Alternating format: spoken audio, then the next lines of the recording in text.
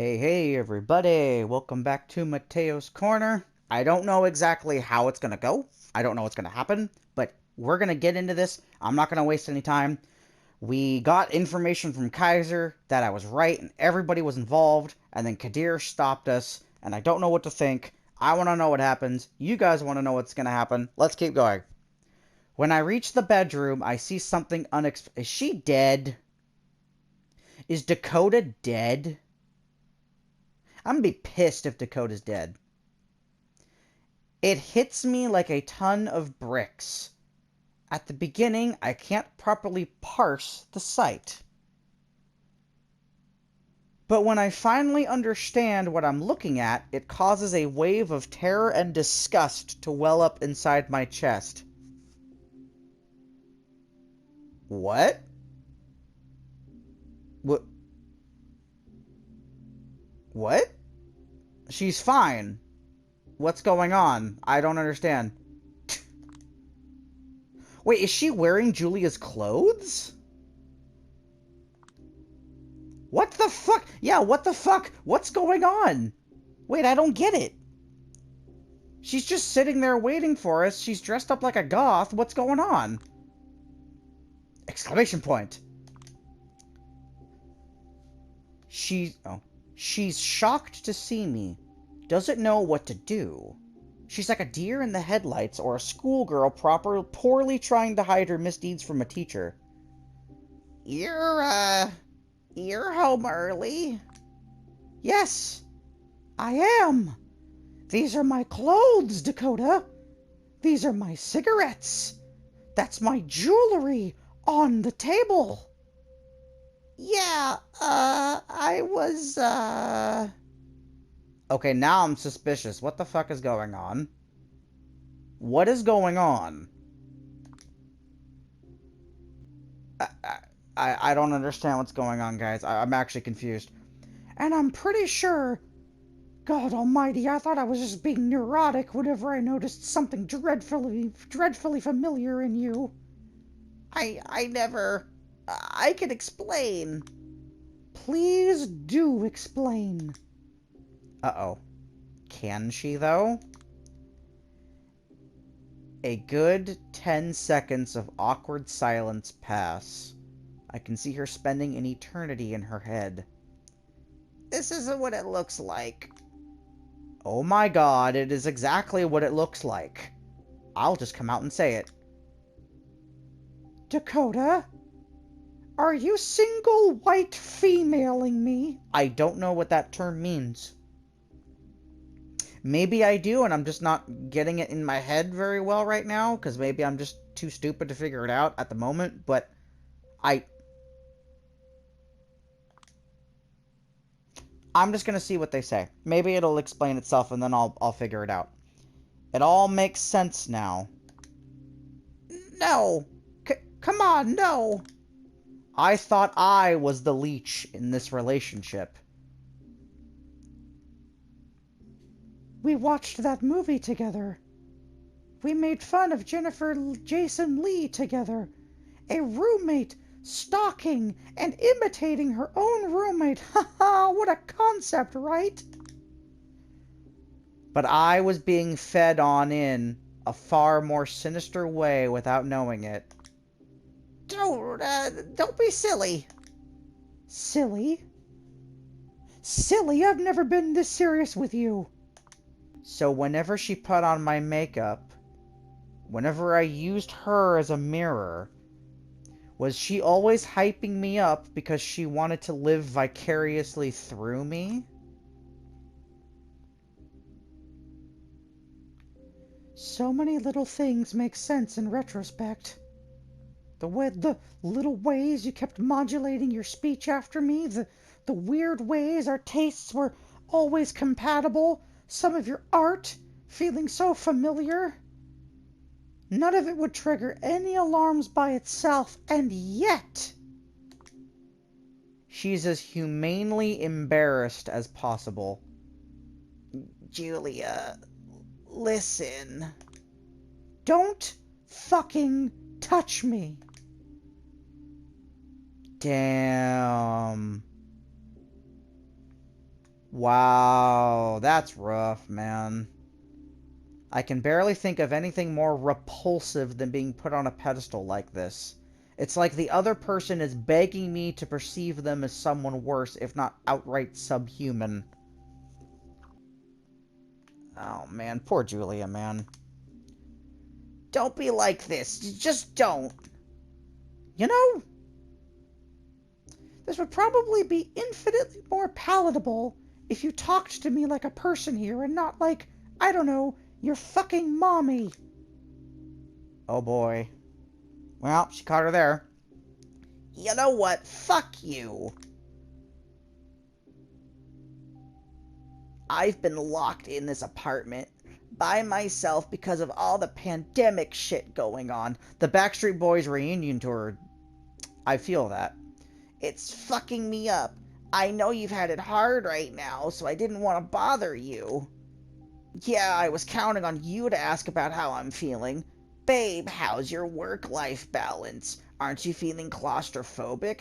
Hey, is it just me, or is our drug supply weirdly shrinking too fast? But no. You were too much of a self-centered bitch. You regularly suck me dry. And it's okay, but the moment I entertain the thought of taking something in return, I'm crossing a line. Oh no. Oops. I'm a member of an immortal elite secret society. It's so hard to cope. Dakota, whenever I gracefully decide to visit our apartment, let's just do what I enjoy until the pain stops. Fuck you. Fuck you. Sincerely. Okay, so, alright. So clearly, these two have issues that they really should have addressed way before it got to this point. Dakota has a point. Since we've been playing this, Julia has not really been taking into account Dakota's stuff, right? She's not considered how Dakota's been doing. I mean, they talk about shit and everything, but, you know, they don't talk about things. They don't do a lot of stuff. She's not been able to get out of the apartment and have her own life because she's stuck because of the Backstreet Boys reunion tour. There's a thing going around.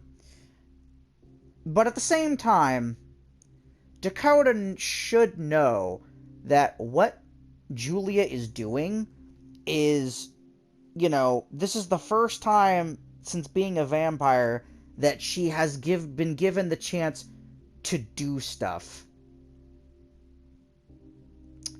And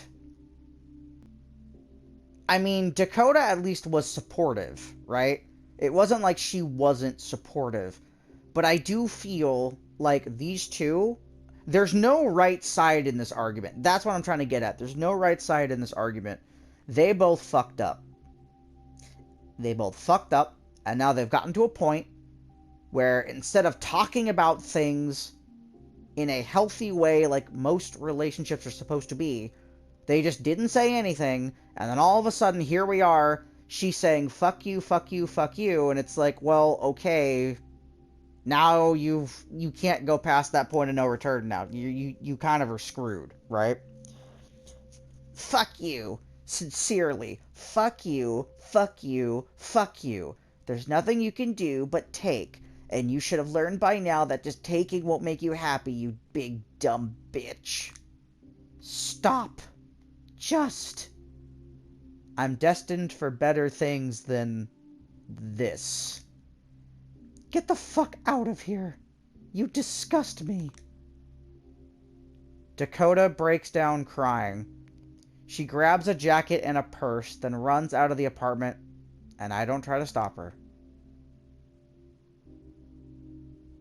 I stand there for a short while in silence and then lock the door. Did she take her keys? I don't know. I don't know if I care. I desired for someone else, not for myself, for a way to open a different world and not get locked back in mine.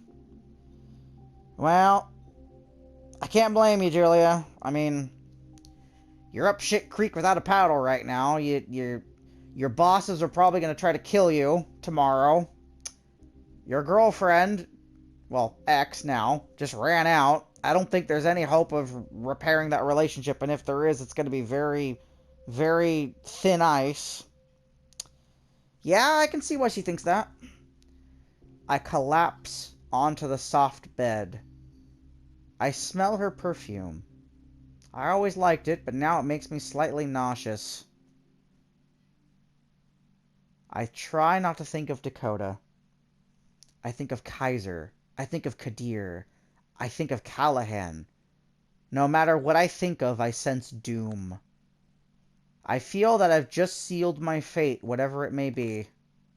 Everything fucking sucks. Back into the void. Back into the void. Back into the void. Oh boy, here we go. The last day. We've made it. The final night. It's the final countdown. For me, it always starts with an image. Oh, we're back here. An image which might be vaguely eerie or interesting, but usually not an image that would provoke particularly strong feelings by itself. Usually it hides a mystery. That much is correct. But that mystery doesn't exist without a text, or more specifically, a context. For context is everything. This is true, depending on the situation it can be. One way or another, you need to process what you're looking at. Maybe that context will be something you've heard or overheard.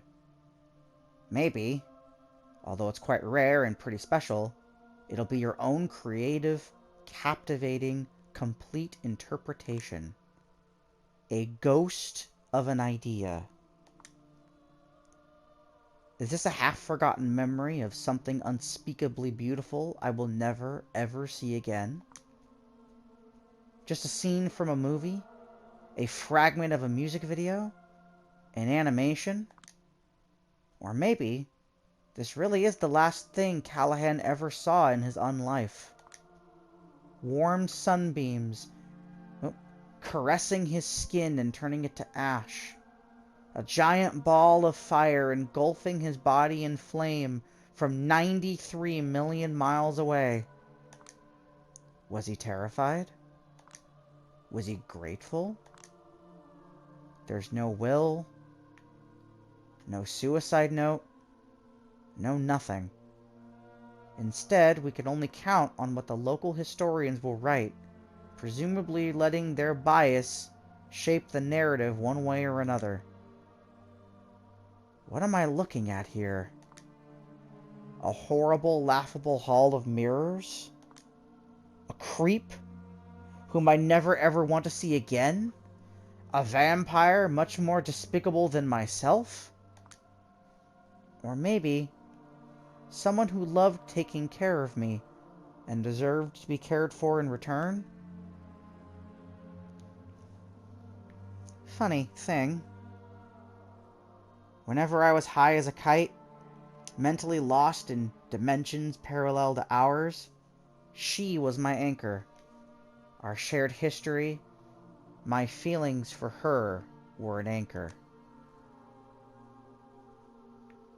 Matthew McConaughey, returning to his estranged daughter from the other side of the cosmos, from beyond the event horizon, guided by nothing but love. Then, whenever I got back to planet Earth for a week or two, I was haunted by a memory of that affection. I was the best possible version of myself toward her.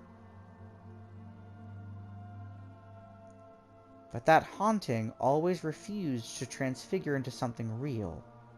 What gradually took its place were angry, disappointed thoughts, and among them, one thought that I was always trying to suppress.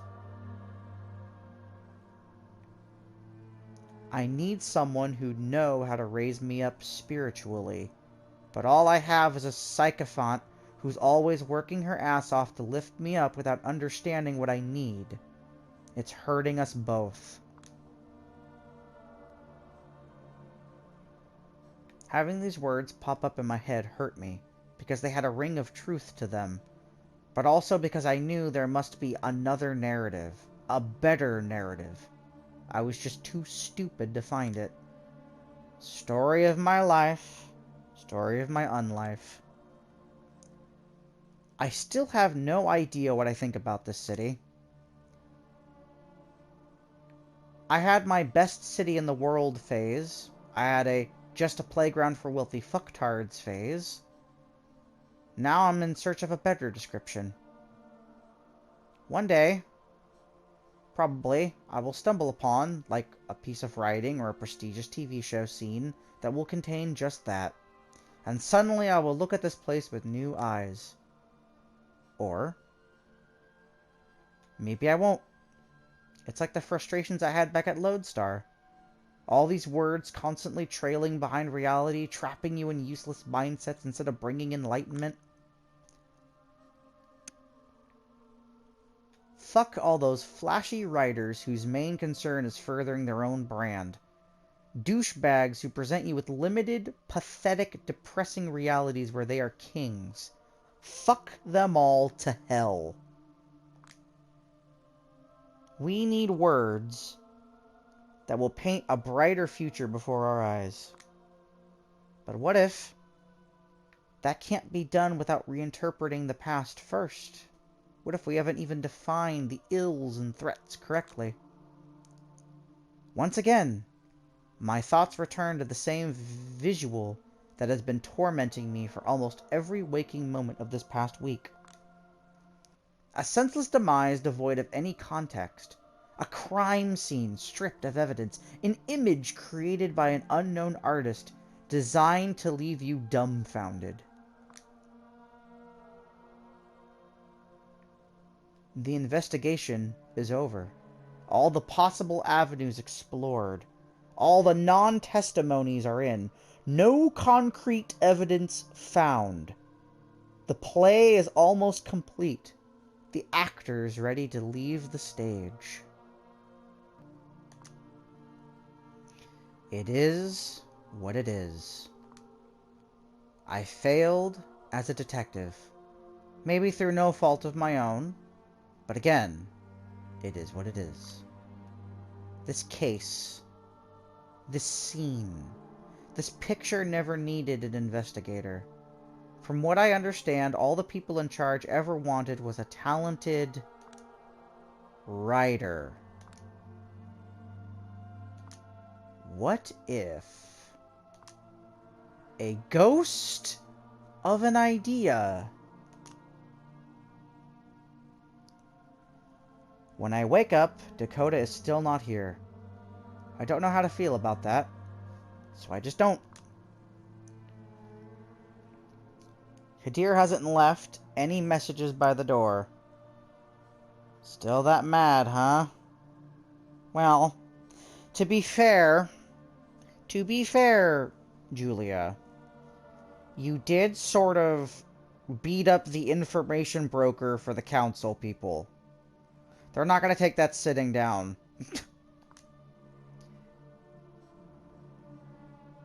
He will probably appeal to the court to take me off the case.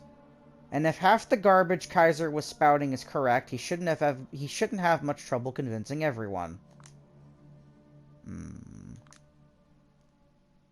I look in the mirror and stare at my warped non-reflection. This place is upsetting. You need a change of scenery, girl. The depressing streets of a locked-down New York City will do. And that is where we're going to stop for today. My goodness, I thought we were going to get through more, but I guess it's just setting up for the final act, right? So, well, thank you all, everybody, for joining me for another grand adventure into this Shadows of New York game. I really don't know what's going to happen now. You know? I mean, we know who did it. Dakota's gone. I don't think Julia's gonna get a happy ending. I really don't. I really do not think things are gonna work out for our girl here. But maybe they will. I don't know. Hey, I'll see you guys next time. Y'all have a good one. Take care of yourselves. Bye bye.